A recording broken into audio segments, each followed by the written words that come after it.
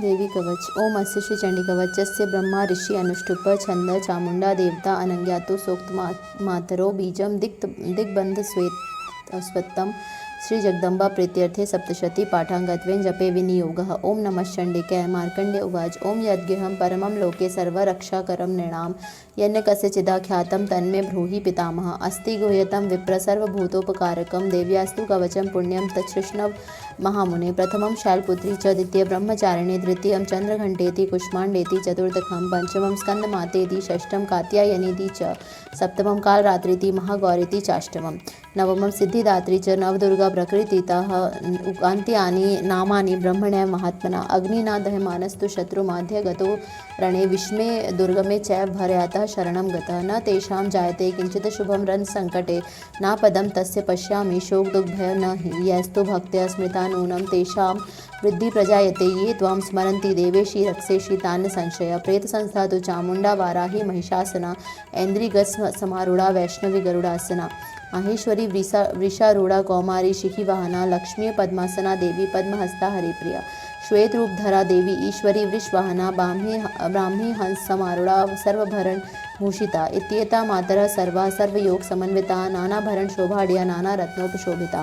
दृश्यन्ते रत्मारूढ़ा देव्यः क्रोध समाकुला शंखचक्रं गदां शक्तिं हलं च मूसलायुधं खेटकं तोमरं चैव परशुं पाशमेव च कुन्तायुधं त्रिशूलं च शाङ्गमायुधमुत्तमं दैत्यानां देहनाशाय भक्तानां भयाय च धारयन्त्या युधानित्थं देवानां च हिताय वै। नमस्तेस्तु महारौद्रे महाघोर पराक्रमे महाबले महोत्साहे महाभय विनाशिनी त्राहि मां देवी दुष्प्रेक्षे शत्रूणां भयवर्धिनी। प्राच्यां रक्षतु मामेन्द्री आग्नेयामग्निदेवता दक्षिणेवतु वाराही नैऋत्यां खड्गधारिणी प्रतीच्यां वारुणी रक्षेद् वावय्यां मृगवाहिनी उदीच्यां पातु कौमारी ईशान्यां शूलधारिणी। ऊर्ध्वं ब्रह्माणि में रक्षेद हस्ताद् वैष्णवी तथा एवं दश दिशो रक्षे चामुण्डा शववाहना। जया में चाग्रतः पातु विजया पातु पृष्ठतः अजिता वाम पार्श्वे तु दक्षिणे चापराजिता। शिखामुद्योतिनी रक्षेद उमा मूर्ध्नि व्यवस्थिता मालाधरी ललाटे च भ्रुवः रक्षेत यशस्विनी। त्रिनेत्रा च भूर्वो मध्ये यम घंटा च नासिके शंखिनी चक्षुषो मध्ये श्रोत्रयो द्वारवासिनी। कपोलो कालिका रक्षेत कर्णमूले तु शांकरी नासिकायां सुगंधा च उत्तरोष्ठे च चर्चिका। अधरे चामृतकला जीवायां च सरस्वती। दंतान् रक्षतु कौमारी कंठदेशे तु चंडिका घंटिकां चित्रघंटा च महामाया च तालुके। कामाक्षी चिबुकं रक्षेद वाचं मे सर्वमंगला ग्रीवायां भद्रकाली च पृष्ठवंशे धनुर्धरी। नीलग्रीवा बहिः कंठे नलिकां नलकुबरी स्कंधयो खड्गनी रक्षेद बाहु में वज्रधारिणी। हस्तयो दंडिनी रक्षेद अंबिका चांगुलीषु च नखांचुलेश्वरी रक्षेत कुक्षौ रक्षेत कुलेश्वरी। स्तनौ रक्षेन महादेवी वन शोक विनाशिनी हृदय ललिता देवी उदरे शूलधारिणी। नाभौ च कामिनी रक्षेत गुह्यं गुह्येश्वरी तथा पुतना कामिका मेद्रं हृदे महेशवाहिनी। कट्यां भगवती रक्षजानुनी विंध्यवासिनी जंघे महाबला रक्षेत सर्वकाम प्रदायिनी। गुल्फयो नारसिंही च पादपृष्ठे तु तेजसी पादांगुलीषु श्री रक्षेत पादाधस्थलवासिनी। नखान् दंष्ट्रकराली च केशांच चैवोर्धकेशिनी। रोमकूपेषु कौबेरी त्वचं वागीश्वरी तथा रक्तमज्जा वसा मांसान्यस्थि मेदांसी पार्वती। अंतराणि कालरात्रिश्च पित्तं च मुकुटेश्वरी। पद्मावती पद्मकोशे कफे चूड़ामणिस्तथा ज्वालामुखी नखज्वालामभेद्या सर्वसन्धिषु। शुक्रं ब्रह्माणि में रक्षेश्यां छत्रेश्वरी तथा अहंकारं मनोबुद्धिं रक्षेन्मे धर्मधारिणी। प्राणपानौ तथा व्यानमुदानं च समानकानं वज्रहस्ता च मे रक्षेत प्राणं कल्याण शोभना। रसे रूपे च गंधे च शब्दे स्पर्शे च योगिनी। सत्वं रजस्तमश्चैव रक्षे नारायणी सदा। आयु रक्षतु वाराही धर्मं रक्षतु वैष्णवी। यशः कीर्ति च लक्ष्मी च धनं विद्या च चक्रिणी। गोत्रमिद्राणि में रक्षेत पशून् में रक्ष चंडिके पुत्रान् रक्षेन् महालक्ष्मी भैर्या रक्षतु भैरवी। पंथानां सुपथा रक्षेन् मार्गं क्षेमकरी तथा राजद्वारे महालक्ष्मी विजया सर्वतः स्थिता। रक्षाहीनं तु यत् स्थानं वर्जितं कवचेन तु तत्सर्वं रक्ष मे देवी जयन्ती पापनाशिनी। पदमेकं न गच्छेतु यदिच्छेषु भात्मनः कवचेनावृतो नित्यं यत्र यत्रैव गच्छति तत्र तथार्थलाभस्य विजयः सार्वकामिकः। यं यं चिन्तयते कामं तं तं प्राप्नोति निश्चितं। परमेश्वरतुलं प्राप्यस्ते भूतले पुमान् निर्भयो जायते मर्त्यः संग्रामेषु पराजितः। त्रैलोक्ये तु भवेत् पूज्यः कवचेनावृतः पुमान्। इदं तु देव्याः कवचं देवनापि दुर्लभम्।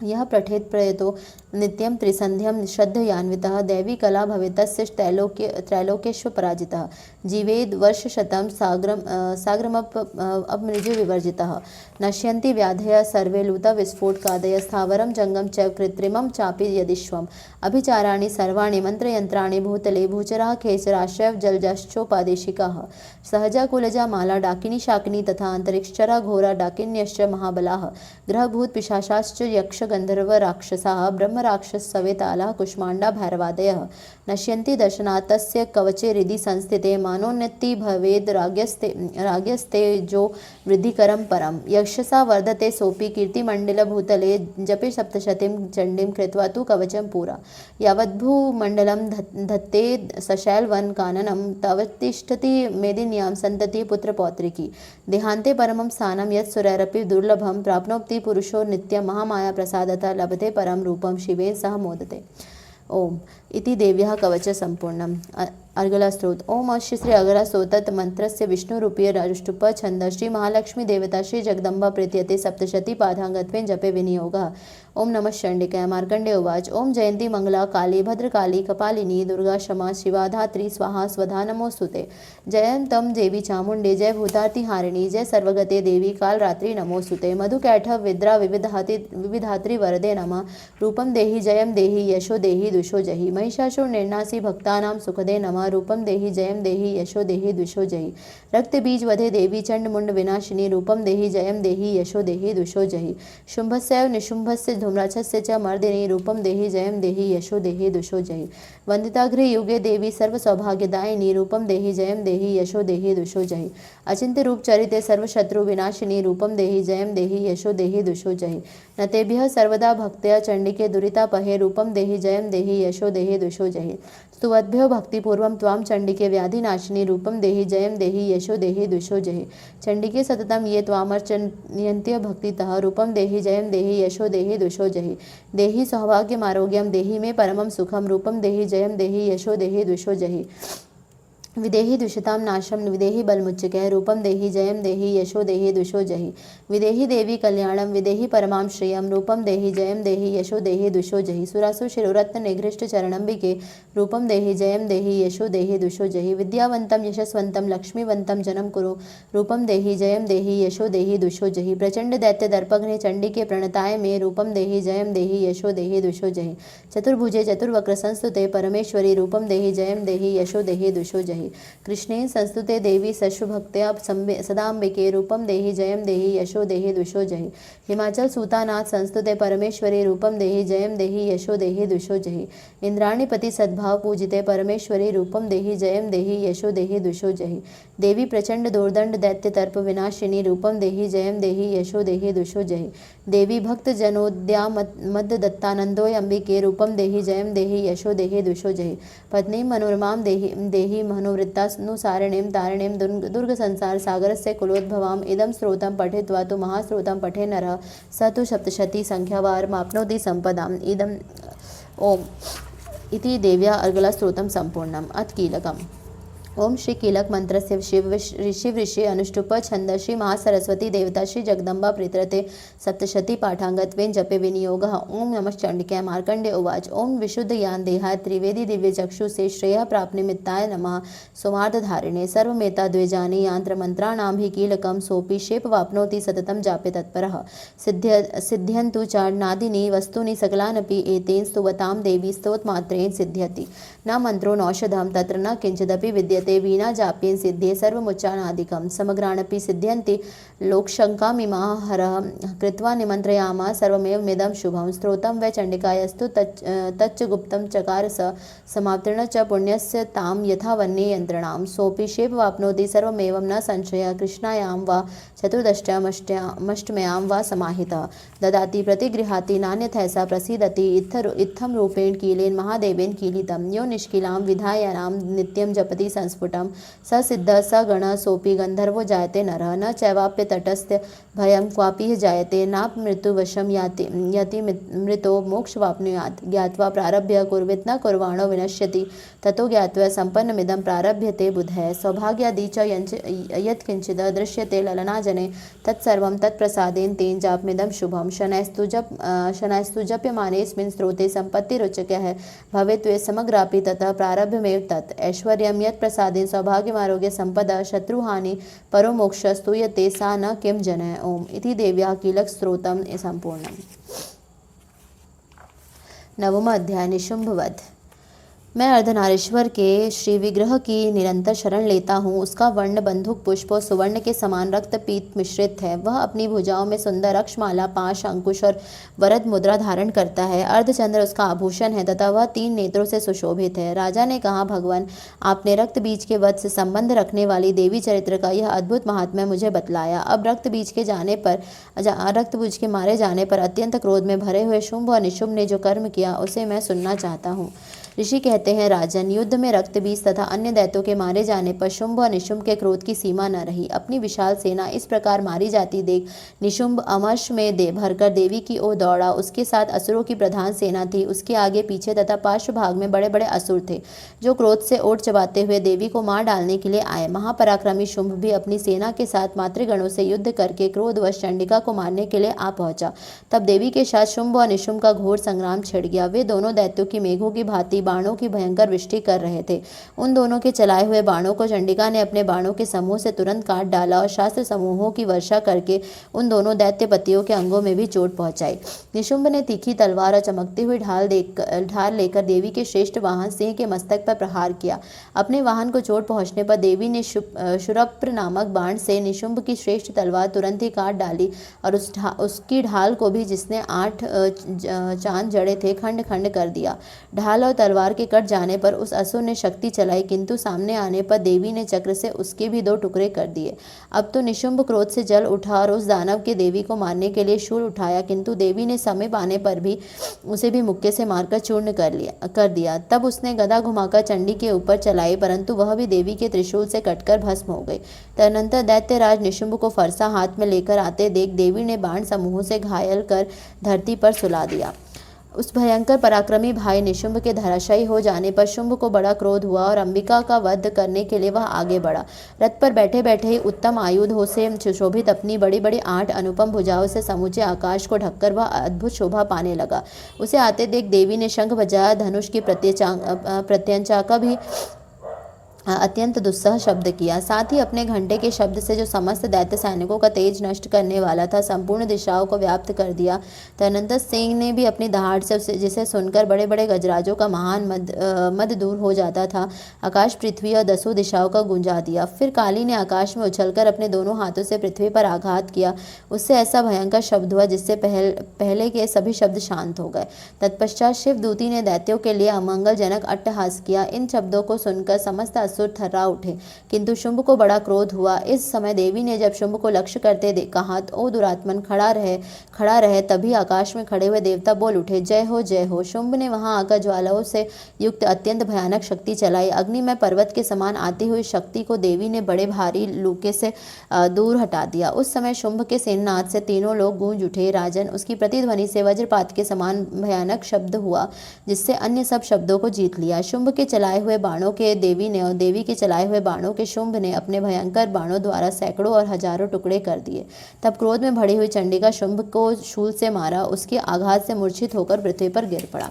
इतने में ही निशुंभ को चेतना हुई कि उसने धनुष हाथ में लेकर बाणों द्वारा देवी काली तथा सिंह को घायल कर डाला। फिर उस दैत्यराज ने 10,000 बाहें बनाकर चक्रों के प्रहार से चंडिका को आच्छादित कर दिया। तब दुर्गम पीड़ा का नाश करने वाली भगवती दुर्गा ने कुपित होकर अपने बाणों से उन चक्रों तथा बाणों को काट गिराया। यह देख निशुंभ दैत्य सेना के साथ चंडिका का वध करने के लिए हाथ में गदा ले बड़े वेग से दौड़ा। उसने आते ही चंडी ने तीखी धार वाली तलवार से उसकी गदा को शीघ्र ही काट डाला। तब उसने शूल हाथ में ले लिया। देवताओं को पीड़ा देने वाले निशुंभ को शूल हाथ में लिए आते देख चंडिका ने वेग से चलाए हुए अपने शूल से उसकी छाती छेद डाली। शूल से विदीर्ण हो जाने पर उसकी छाती से एक दूसरा महाबली एवं महापराक्रमी पुरुष खड़े रह कहता हुआ निकला। उस निकलते हुए पुरुष की बात सुनकर देवी ठठाकर हंस पड़ी और खड़क से उन्होंने उसका मस्तक काट डाला। फिर तो वह पृथ्वी पर गिर पड़ा। तदनंतर सिंह अपनी दाढ़ों से असुरों की गर्दन कुचलकर खाने लगा। यह बड़ा भयंकर दृश्य था। उधर काली तथा शिवदूती ने भी अन्याय दैत्यों का भक्षण आरंभ किया। कौमारी की शक्ति से विदीर्ण होकर कितने ही महादैत्य नष्ट हो गए।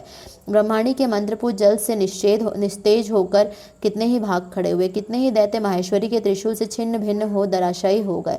वराही के थुथुन के आघात से कितनों को पृथ्वी पर कचूमर निकल गया। वैष्णवी ने भी अपने चक्र से दानवों को टुकड़े टुकड़े कर डाले। ऐन्द्री के हाथ से छूटे हुए वज्र से भी कितने ही प्राणों से हाथ धो बैठे। इति मार्कंडेय पुराण सर्वाणिक मनवंतर के देवी महात्म्य निशुम्भस्य नाम नवमो अध्याय। शुंभवध। मैं मस्तक पर अर्धचंद्र धारण करने वाली हूँ। मैं मस्तक पर अर्धचंद्र धारण करने वाली शिव शक्ति स्वरूपा भगवती कामेश्वरी का हृदय में चिंतन करता हूँ। वे तपाए हुए सुवर्ण के समान सुंदर हैं। सूर्य, चंद्रमा और अग्नि यही तीन उनके नेत्र हैं तथा वे अपने मनोहर हाथों में धनुष, बाण, अंकुश, पाश और शूल धारण किए हुए हैं। ऋषि कहते हैं, राजन, अपने प्राणों के सामने प्यारे भाई निशुंभ को मारा गया देख तथा सारी सेना का संहार होता जान शुंभ ने कुपित होकर कहा, दुष्ट दुर्गे, तू बल के अभिमान में आकर झूठ मूठ का घमंड न दिखा। तू बड़ी मानिनी बनी हुई है किंतु दूसरी स्त्रियों के बल के सहारा लेकर लड़ती है। देवी बोली, ओ दुष्ट, मैं अकेली ही हूँ। इस संसार में मेरे सिवा दूसरी कौन है? देख, ये मेरी ही विभूतियाँ हैं, अतः मुझ में ही प्रवेश कर रही हैं। तदनंतर ब्रह्माणी आदि समस्त देवियाँ अंबिका के देवी के शरीर में लीन हो गई। उस समय केवल अंबिका देवी ही रह गई। देवी बोली, मैं अपनी ऐश्वर्य शक्ति से अनेक रूपों में जहाँ उपस्थित हुई थी उन सब रूपों को मैंने समेट लिया। अब अकेले ही युद्ध में खड़ी हूँ, तुम भी स्थिर हो जाओ। ऋषि कहते हैं, तदनंतर देवी और शुंभ दोनों में सब देवताओं तथा दानवों के देखते देखते भयंकर युद्ध छिड़ गया। बाणों की वर्षा तथा तीखे शस्त्रों एवं दारुण अस्त्रों के प्रहार के कारण उन दोनों का युद्ध सब लोगों के लिए बड़ा भयानक प्रतीत हुआ। उस समय अंबिका देवी ने जो सैकड़ों दिव्य अस्त्र छोड़े उन्हें दैत्यराज शुंभ ने उनके निवारक अस्त्रों द्वारा काट डाला। इसी प्रकार शुंभ ने भी जो दिव्य अस्त्र चला उन्हें परमेश्वरी ने भयंकर हुंकार शब्द के उच्चारण आदि द्वारा खिलवाड़ में ही नष्ट कर डाला। तब उस असुरों ने सैकड़ों बाणों से देवी को आच्छादित कर दिया। यह देख क्रोध में भरी हुई उन देवी ने भी बाण मारकर उसका धनुष काट डाला। धनुष कट जाने पर फिर दैत्यराज ने शक्ति हाथ में ली किंतु देवी ने चक्र से उसके हाथ की शक्ति को भी काट गिराया।